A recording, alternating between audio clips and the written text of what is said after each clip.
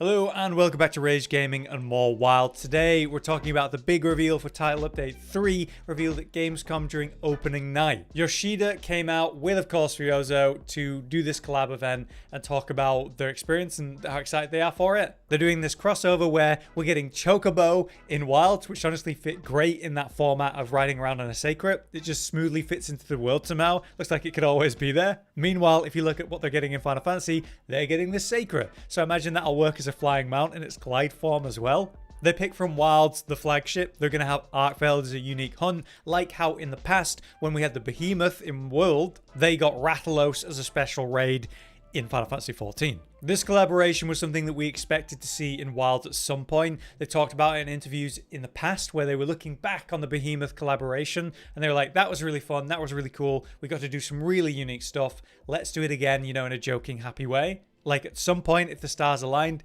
they would do it again. It was just a question of when, you know, maybe less so if. And so here we are with this collaboration with Wilds. Title Update 3, we're getting Omega, or as it's called in this new form, Omega Planets as a special hunt. You should expect this to be a completely unique fight for Monster Hunter, just like Behemoth was, as we're going to discuss. But that fight introduced concepts like aggro tanking, which by the way, influence Wilds now with the lure pods. And you know, support hunters like doing AoE heals and stuff, DPSs. It was a completely unique fight, as we'll discuss. But anyway, it's all coming late September, as was already known for Title Update 3. But you might be looking at Omega here and going, what is that? Maybe you might be even a bit disappointed by the choice, because from Final Fantasy XIV's incredible history and all the options and raid battles and everything, especially with them having relevant stuff they could have picked from right now for the current expansion, they went back to Omega and they've got this four-legged thing. Well, if you understand Omega a little bit, there actually is a lot of potential here, and it's kind of a question of, will they live up to that potential? So let me just explain it. In Final Fantasy XIV, when it was first introduced and learned about, it was considered like an ancient technology meant to deal with the dragons. And that wasn't entirely wrong. The problem there is that it wasn't actually of Hydaelyn. It was like an alien tech, an ancient one, yes, but actually not created here. And it is an ancient foe of the dragons. They know about it and consider it an ancient foe. It essentially travels through worlds. And in Final Fantasy XIV, it became a huge raid in Stormblood, of course called the Omega Raid, which was essentially a simulation that was ran by Omega, which is essentially a sentient thing now, as it pits you against intense challenges with high stakes, testing you, trying to understand you. For FF14, this became a fun excuse for them to have you face old big bosses from Final Fantasy series itself, not just Final Fantasy XIV. And so for many reasons, the Omega Raiders look back on fondly because of those familiar faces and big figures from the history of the series, but also as an important step in the raiding format for that game. For example, it doesn't just create things for you to face, it also takes on different forms itself. At one point it takes on a humanoid form rather than that familiar four-legged thing we saw in the Wilds trailer, to copy the Warrior of Light and faces in that way, which also resulted in a very cool fight. So that's a really important thing to understand here, because it means Omega can create life forms and it can transform itself too. It's not going to have to stay in that robot form you saw in the trailer. It could turn into something much more interesting, like a completely new and unique monster.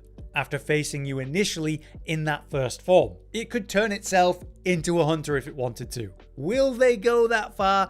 Maybe not, probably not. But for the moment, Omega's purpose in the story of Final Fantasy XIV is about learning. It wants to understand us, and specifically the Warrior of Light's ability to overcome incredible odds through sheer will, that sort of heroic trait that it can't comprehend. So it continues to challenge you, and ultimately ends up traveling the world with a character called Alpha to continue to learn. Since Omega has shown up in the original Final Fantasy series and is considered that sort of world traveler, it makes sense that it could travel to our world in Monster Hunter for this collab. And what will its purpose be upon encountering the hunter, which, you know, kind of matches the Warrior of Light's concept, to understand that hunter, and naturally it's probably going to do it through combat. It'll want to challenge us to extreme levels, push us beyond what is thought possible. And you know, for the story of this, based on the Final Fantasy XIV raid, I could easily see Omega taking our friends, Alma, whoever, hostage to encourage us to do something special. But how will it do all of that mechanically? We'll have to see. Will it transform into a monster, like a completely new one they've designed in this case?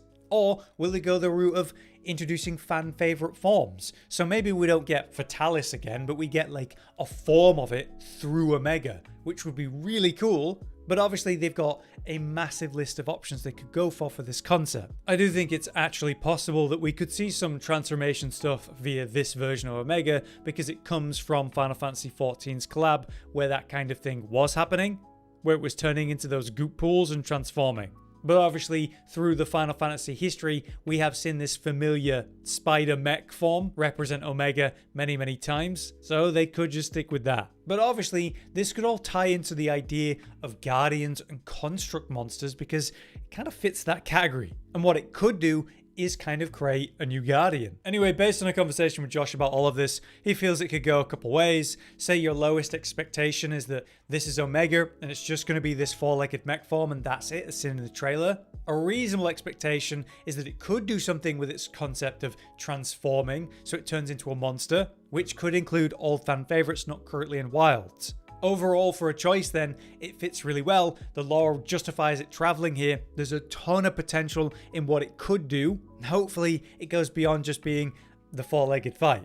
Especially when, you know, the themes for Wilds and Omega is a very familiar concept to Monster Hunter with Guardians and Constructs. The Wyverian ancient civilization that created Zoshia and Guardians as its own ultimate defense and weapon. And then for Omega and its interest here, you've got the Dragon Torch and the concept of Wyvern Milk, which could be an incredible energy source that Omega might want to use. As far as the mechanics we can vaguely consider for the Omega skeleton in that trailer, people are thinking it's using that whole spider Temnoceron skeleton like Sin with Nozilla, but then others are thinking, say, the Celtus Queen and its familiar skeleton, linking that to, say, being the old fan favorite concept they go for. There isn't a ton of new information on the website, but there is this. Introducing Omega planets as an additional monster. Having descended into the Forbidden Lands, the Omega frame now bears a new name, one that sets it apart from the others. There's a lot of potential. I hope they do something unique. Now, if we want to consider what this event could entail, we could look back at the history with the Behemoth event back in World, which introduced some unique mechanics that we now see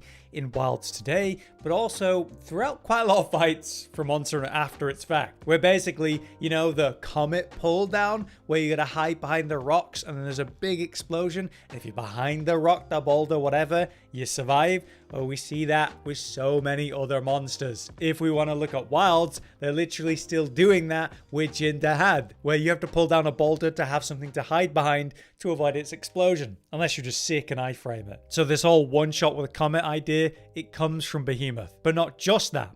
We had the idea of a team. 4 players as it was scaled for. So you had a tank, you had a healer, you had DPS, and a generic setup. As players got more familiar and comfortable with the fight, these things could flow. Like there could be no one set as tank, but someone's tanking right now, as long as you understood the aggro mechanics and how to survive. And everyone just brought heals to keep everyone alive, that kind of thing. But initially, you know, the idea of set roles was a thing. But because of that, it was a 4-player scaled fight, and so there was a bit of drama around that fact because, you know, soloing, not really an option, not initially anyway. And then you had the extreme version, an extra layer of challenge. But there were very unique things, like the damage numbers were changed visually for a Final Fantasy style, but it also had Final Fantasy themed UI pop-ups. And like I said, it was also the origin of this whole red aggro line, so that you could see who he's actually attacking. This was used then by ffxiv, but also Jin dahaad actually has an aggro concept. And then, if you're using Larboards in Wilds, you get that red aggro line for that very concept. It all started with Behemoth in World. So this collab event isn't just some passing thing for a bit of fun. It gave them an excuse to try radically different concepts for Monster Hunter, which ended up influencing future monster design, which is pretty cool. Will we see unique raid-like mechanics for this fight again then? Will we be in a party of 4? I don't know, they could do anything. What seems very possible is the idea that you're going to need to understand starboard and larboard. Take a look at this very old graphic from Alphascape version 3 where we're looking at that form of Omega, where basically you have an area that's absolutely destroyed and a safe area that's going to be called out. Depending on which direction it's facing then, it's basically, is it safe on the left or right? The call out starboard or larboard is safe, pretty important. But they're not going to do that again, are they? Well, Square Enix tweeted this. It's about to be Omega Wilds, now to remember which is larboard and which is starboard. I think it's gonna happen. In regards to Behemoth for its armor and weapon and the general meta relevance of Behemoth in world, Josh was telling me that the Behemoth armor was, well, hard meta at the time until its next update and was a big leap forward. You can fully expect a new armor set with the Omega fight, and we should even expect that armor set to provide a step forward in power creep at long last, where, you know, other major updates in Wild have kind of introduced a new piece or multiple pieces or a set bonus, things that have worked into builds and have worked into the meta. Meta creep is when something is so good that you use the majority of it for a little while. And it can be a good thing for the game, it can be a bad thing for the game, depending on perspective. But I remember, say, with Iceborne and Fatalis and its set basically being the thing you run at that point, it's very possible we could see the same thing here with the Omega armor, whatever it turns out to be. At the very least, I think the parts are going to be very meta, if not completely taking over the meta. Visually, we don't know what we're going to get from it, because of course, with the Behemoth, we didn't get like Behemoth armor, we got the Dragoon armor from the Final Fantasy job, the Dragoon, which to be fair looked pretty incredible and worked great with the insect glaive, which was the weapon they introduced with that fight. Will we actually get 14 weapons this time? Well, I certainly hope so. An Omega themed weapon set would be really cool, but if they were to stick with the job concept, what job would they pick? Well, I'm looking at their trailer for Final Fantasy XIV where they're using the new Viper job from Dawn Trail as their current sort of poster child, and Viper would fit well in Wilds because it's got that kind of right outfit that actually matches the flagship armor set of Wilds pretty well too. And Viper's using two swords that it combines into a kind of twin blade, so they could do dual blades with that. They could do insect glaive again with that. Anyway, Josh was telling me about the Behemoth set bonuses, where the 2 set was element airborne, which was more element damage for jumping attacks. Obviously, you could make use of that with all the ledges in World pretty well, probably less so in Wilds. But for the specific insect glaive weapon, it promoted that element aerial version, which is a cool concept, encouraging a specific style of play. Meanwhile, the 4 set bonus was Master's Touch, which is obviously very good. And if the armor set's going to be really strong meta potential, having a bonus like Master's Touch for free, that'd be nice.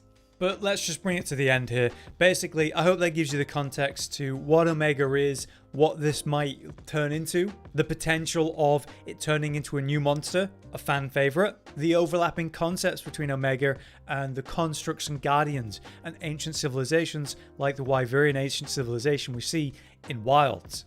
It's actually a very logical choice in terms of the way that it can travel worlds, and so that's how it gets here, but also allowing it to be a monster fight and all the ways they could go with that. Hopefully, again, they live up to that potential.